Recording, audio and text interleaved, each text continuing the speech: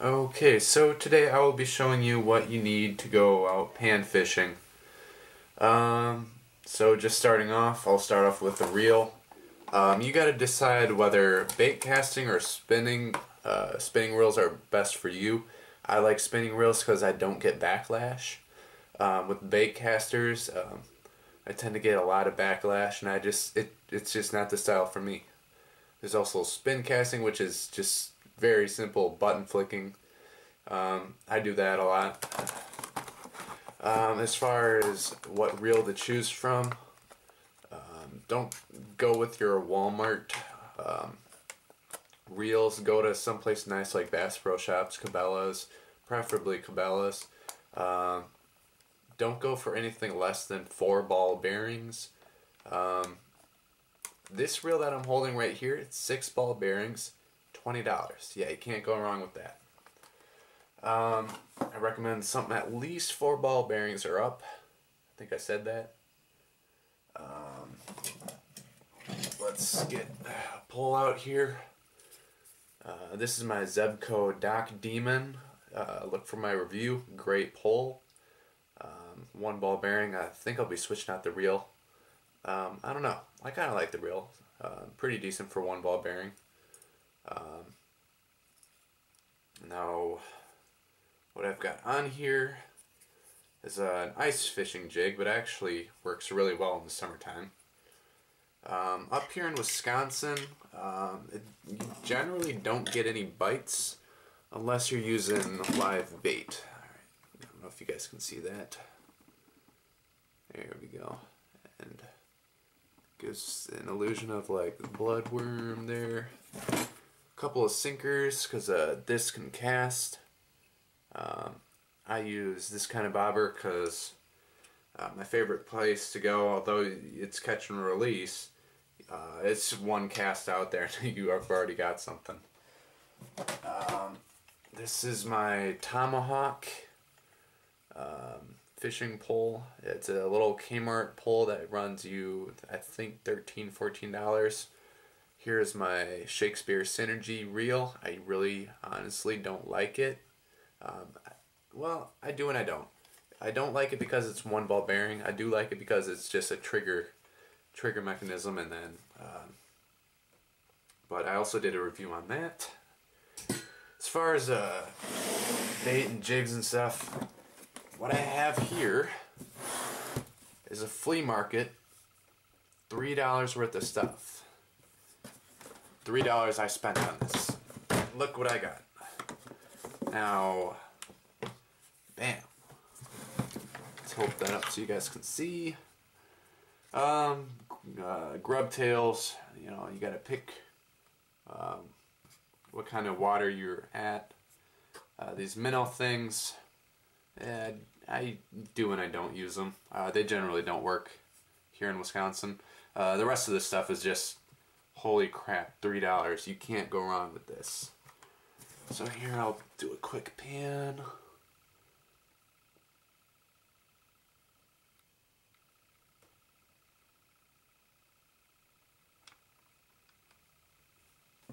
Yeah, there we go. So there's that.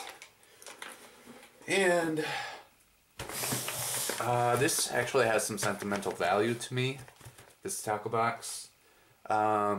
My grandma got this for me for Christmas because she knew I liked fishing, and my grandpa liked fishing, but never got to go fishing with him because he passed away 12 years ago. This has sentimental value to me because my grandma gave it to me, and my grandma was always special to me, and she passed the day away from Christmas. So in tackle box, you know, you always want to have a good pair of pliers. I actually need a new pair. This one lost the little spring thing, so I have to like flick it open and do that. It's getting annoying.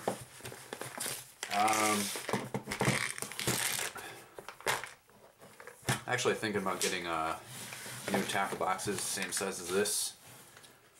You know, you want to keep it organized. Sinkers and all that, bobbers. This is all just for panfish stuff. I mean, I'll take a few out at a time. Alright, so I always keep spare bobbers on hand.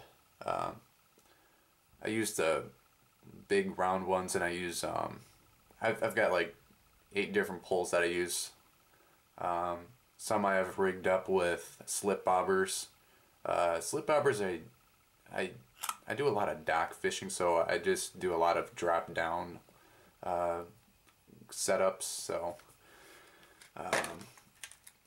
these little tubes here, you gotta get them with these little tube jigs, and they just slip inside there. These are pretty good for crappie and bluegill. I haven't had any luck. Like I said, nothing really beats live bait when you're going for pan fishing. Let's see. I'll get into rooster tails in a little bit. These little crickets, I've tossed these in a few times. These work. I caught maybe 1 or 2 off of these. You gotta really work them though. But ice fishing jigs surprisingly work pretty well in the summertime. Even for trout, because I go after trout too. Every once in a while I'll take my catch home. So, some ice. Alright, sorry about the little cutout there. I ran out of memory on my memory card. I also like to use these octopus hooks. Size number 6. Try to use size 6 or size 8. That tends to work the best for panfish. You don't want to go too big where it doesn't fit in their mouth, but you don't want to go too small where it's not even gonna get the hook up. And sinkers, I usually go with the heavier stuff. I know some people will nag me to death about, oh, it's all about presentation and all that, but in my times of fishing, I never really had that problem.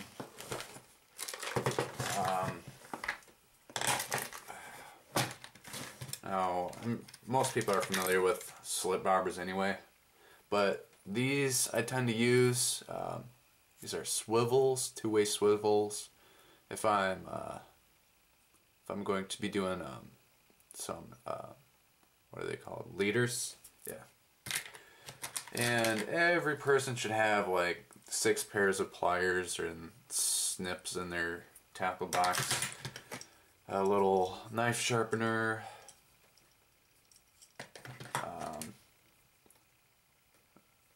These little clasps.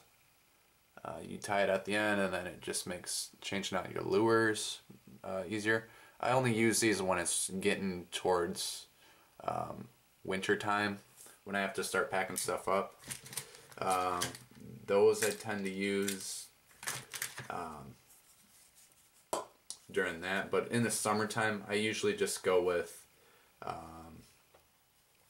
just tying it directly to directly to the line. So this is a worm blower. It's got a little hypodermic needle almost. You kind of stab the worm and fill it with air. This, I don't know. I didn't really find that it works. This is more for bass. Because with pan fishing, you mostly chop up worms into little pieces and then toss it out there. So, on to the last one. This is actually one of my more heavily spaced one, I guess you could say. There's a lot in it. Get a nice close-up view here. Okay, so what am I looking at here? Alright. Sorry, I'm trying to look at the camera. Not working too well. Just my assorted grubs right here. Right here. Always gotta have jig heads on hand.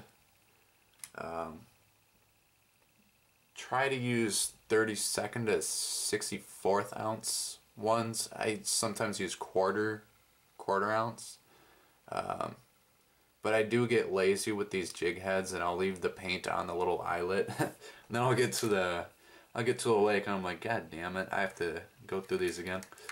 Rooster tails, yeah, here we go. Rooster tails are actually pretty good for trout. Come on, off you go, off you go. Yeah.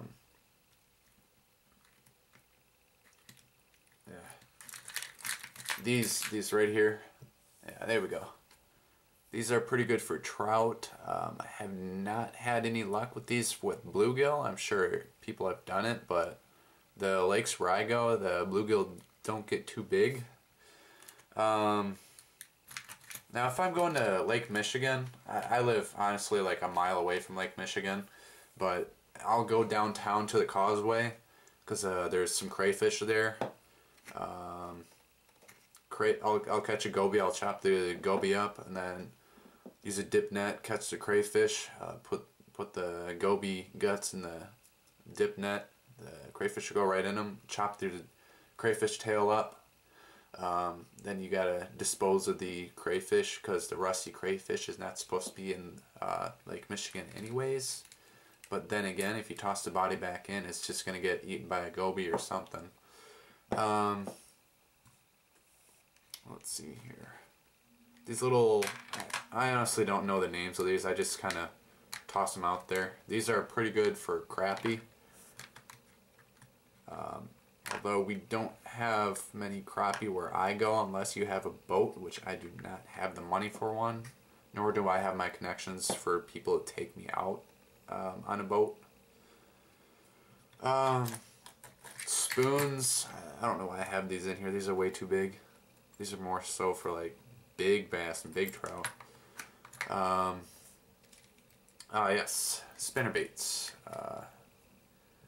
These work alright. Whoops. I've not had any luck with these. I'll put a worm and then just a jig head with the worm on there, like an actual live worm. The bluegill will look at it. Not really the big ones go after these. It's just always the little ones. They'll nibble off that worm. The thing with bluegill, they don't bite their food, they kind of suck it in. And that's what you got to watch out for. As soon as you see them suck it in, you just pop it down. Yeah, I've got way too much tackle. Now as far as red hooks and silver hooks and all that, I don't think it makes a difference. I haven't had any more luck with the red hook than I have with like a silver or bent shank hook. So no, it's all what you want to use, really. Now I will not, however, show you how to tie some knots. There's plenty of tutorials already out there. I don't feel the need that I need to compete with that. I will show you how to spool this up, and there's actually a pretty nifty little contraption that I bought for like $5 by Berkeley, and it's a real lifesaver, I'll tell you that. Let's see. Don't ask me to do a fishing video right now. At the time of this video, it is March, and we're getting a foot of snow as I speak. I have had people ask me in the past to do a fishing video. I tend not to, just because it's bad enough I have to carry around 2 poles plus bait and my tackle box, and then trying to lug around a big old camera. I don't have a GoPro. I have a Sony Handycam, so I'd have to bring my tripod with, and I don't want it to go out in the open where someone's going to bump it on the dock and then there goes my camera. I don't feel the need that I'm going to do a fishing video, just for the fact that that would require a lot of editing. So I don't think I'm going to do a fishing video, and maybe I will in the summer, you never know. There is one place that I go to, it's a private place, but I'm still allowed to fish there.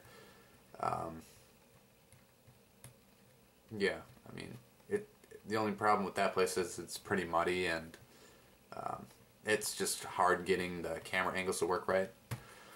So, any comments, questions, be sure to post them below. So comment, like, and subscribe.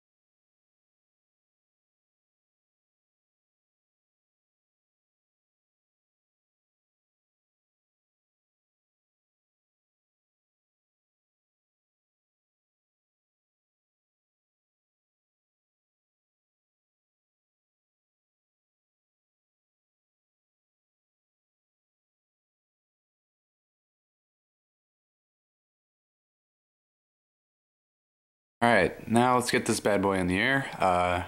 Don't mind that background noise, that is just a snow blower. Ow.